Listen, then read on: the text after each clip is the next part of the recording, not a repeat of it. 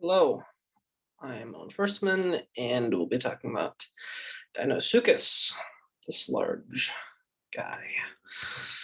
The name is from Dino, which I'm sure you remember means terrible, and Suchus, which means crocodile, very much in the vein of dinosaur. Of course, Deinosuchus is not classified as a crocodile. It's not a crocodile or an alligator, but it's more related to modern alligators, therefore it is placed in Alligatoridae. That doesn't mean it's an alligator, though. It just means it's closer related to them than it is to crocodiles or gavials. Let's try and remember where crocodiles sit in this archosaur tree. We know the right side very well, but let's look at the left side. There's a lot of different species there that come off the branches, but at the very, very edge, crocodilians. That's what we're interested in. And crocodilians are subdivided into a couple of different areas. This is the most recent subdivision based off of a DNA analysis, sequencing. We found that gavials and true crocodiles are more related to each other than we thought. We used to place alligators and crocodiles in a branch separated from gavials because they don't have long snouts. And you can see that in this next tray. This is based off the older system.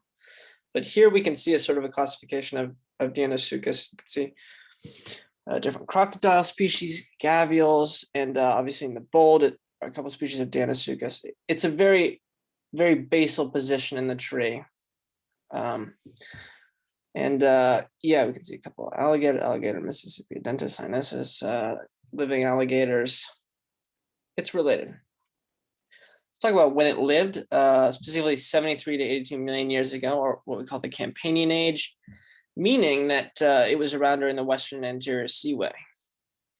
That's important because the main distinction in species are what's on either end of the Western Interior Seaway. On Appalachia, we have Deinosuchus schwimmeri. On the other end, we have hatcheri and riograndensis. The distinctions between those two species are subtler, and we need more material to know if they're separate species or not. They might become synonymized, but we'll have to see. Let's talk about giganticism. Basically, it's caused by a number of different factors, either being born large, rapid rates of growth, or extended periods of growth. In comparison to the growth rates of modern crocodilians, we can scale this up and look at what it would look like for Deinosuchus. It's pretty similar, but we think that Deinosuchus had a longer rate of young growth, which is an extended period of growth in crocodilians. So it's growing faster for longer and just growing generally for longer.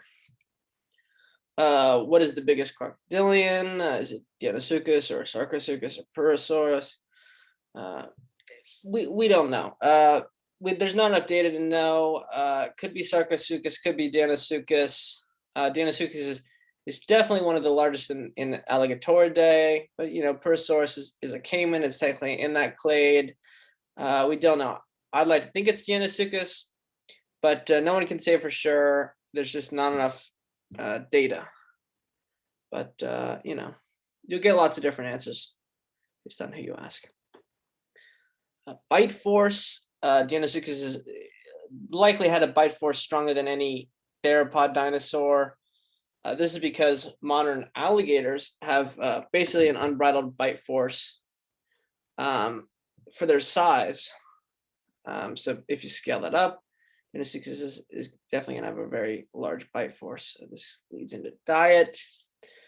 What we have to consider in diet is how close it is to modern day crocodilians. Most modern day crocodilians are generalists, meaning they eat basically whatever they want. They have preferences, but they'll eat almost anything.